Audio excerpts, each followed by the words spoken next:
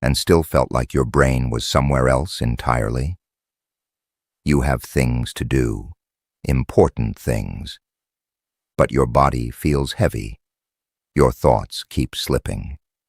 And no matter how much you rest, the tiredness never fully leaves. You blame your sleep, or your diet, or your phone. You download another productivity app. You try meditating for 5 days in a row and then stop. And still nothing changes. What if the problem is not your energy? What if it is where your energy is going without you even realizing it? There is a Japanese concept that most people in the West have never heard of. It does not ask you to sleep more, hustle harder, or cut out carbs. It asks you to look at something far more fundamental, something the samurai understood about the human mind over 400 years ago. But first, let me tell you a story. In 17th century Japan, there lived a swordsman named Tajima no Kami Munenori. He was the head of the Yagyu school of swordsmanship and personal fencing instructor to the Tokugawa shogun. Munenori was extraordinary with a blade, but he was also consumed by something that had nothing to do with swords.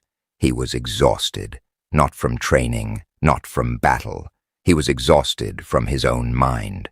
Every decision he made was preceded by hours of internal debate. Every action was followed by hours of second-guessing. He replayed conversations, he rehearsed outcomes, he imagined threats that had not arrived. He was, in modern terms, chronically overstimulated. His teacher, the Zen monk Takuan Soho, noticed this. Takuan watched Munenori during practice one morning. The sword moved beautifully, but the eyes gave it away. Too alert, too scanning, too full of thought. Takuan sat with him afterward and told him something that Munenori would later write about in his treatise on swordsmanship. He told Munenori that a mind that stops on things loses its power. A mind that flows loses nothing.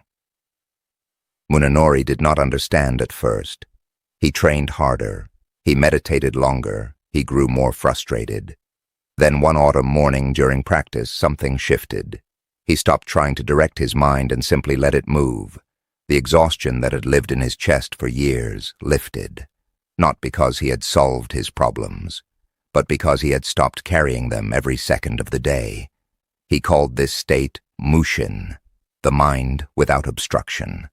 This story reveals something most people never consider. The tiredness you feel is often not physical, it is cognitive. It is the result of a mind that never fully stops processing. We have been taught that focus means trying harder, concentrate more, eliminate distractions, force your attention onto the task. And when that fails, we assume we are broken. We assume we lack discipline or willpower or the right morning routine. But here is what the samurai tradition understood. Forcing attention is itself a drain. The act of gripping your focus too tightly is what makes it slip away. The Japanese concept is called Mushin no shin, which translates as the mind of no mind.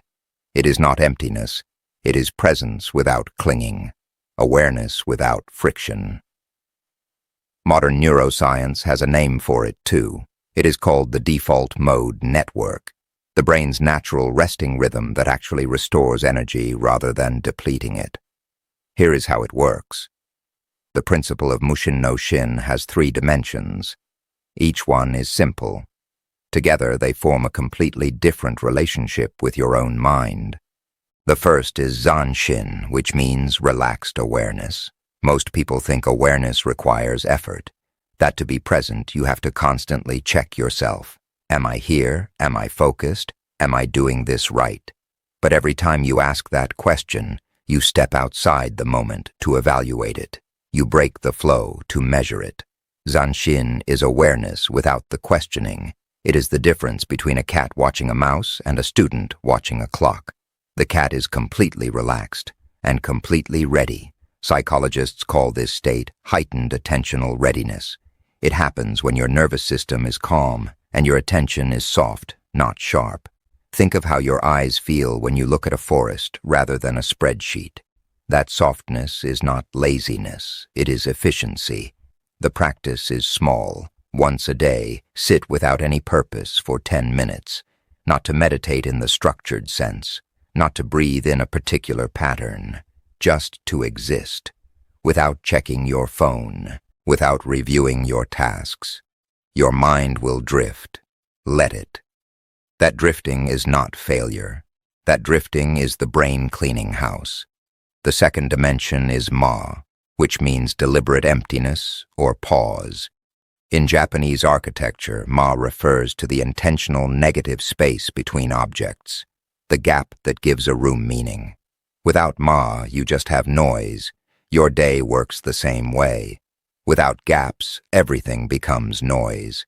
When you move directly from task to task, meeting to meeting, screen to screen, you are not resting between them. You are compressing residue from each one into the next. Neuroscientists call this attentional residue. A piece of your focus stays stuck on the last thing you were doing even as you try to engage with the new thing. The practice is again simple. Build 3 deliberate pauses into your day. 5 minutes between significant tasks. No content, no phone. Just a window, a glass of water, a moment of nothing. You will feel the difference within a week. The third dimension is Ikigai no Ryu, the flow of one's life force. This is the deeper root of the tiredness so many people feel. When you spend your hours on things that feel fundamentally misaligned with who you are, your brain cannot restore itself. Even sleep stops working properly. Ask yourself honestly, how many hours of your day are spent doing things that feel alive to you? Not exciting every second, just alive, just real. A river does not tire. It finds the path of least resistance and follows it. You were built to do the same. To see this in action, consider what happened to a software developer named Kenji Watanabe a few years ago. He was burning out in Tokyo. He was 34 years old, working 70 hours a week at a tech startup. He slept 7 hours every night and still woke up feeling like he had slept 2. His doctor found nothing wrong. His blood work was fine. His colleagues were managing the same workload. He could not understand why he was crumbling when others seemed fine. He tried everything the productivity world recommends. He installed time-blocking apps. He joined a gym. He eliminated social media for 2 months. He felt slightly better for a week each time. Then the fog would return. At the suggestion of a colleague, he visited a Zen temple in Kyoto during a long weekend. He did not go for enlightenment. He went because he needed somewhere quiet and cheap to sleep. He ended up talking for most of a morning with an elderly monk named Ryokan. Ryokan asked him one question. He asked how often Kenji let his mind go completely still during the workday. Not asleep, not distracted, just still. Kenji said never. He said stillness felt like wasted time. Ryokan told him that a blade left in constant motion grows dull. It needs the stone. It needs the pause. Kenji went home and made one change. He began taking 3 5-minute pauses each workday. He set a timer. He sat at his desk or stood by the window. He did not check anything. He just let himself be unproductive for 5 minutes, 3 times a day.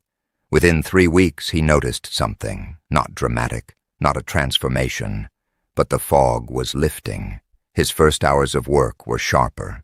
His sleep felt deeper. He had not changed his schedule. He had simply given his mind the negative space it had been starving for.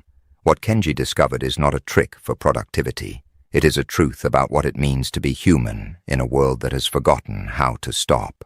You might be reading this and thinking that you do not have time for pauses.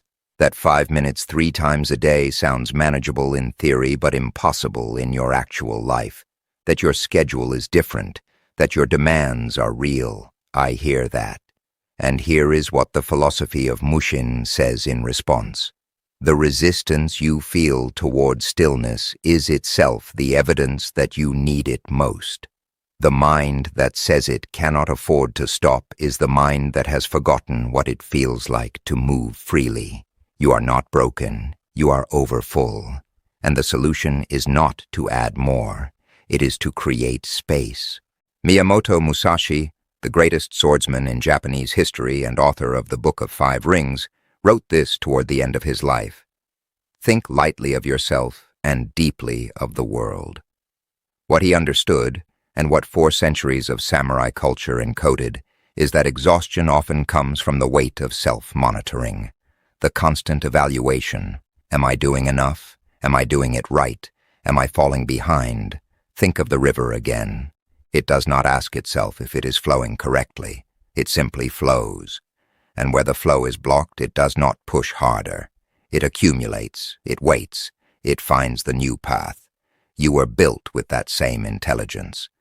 And every time you allow your mind to go still, even for 5 minutes, you are not wasting time. You are remembering what it feels like to be the river instead of the dam.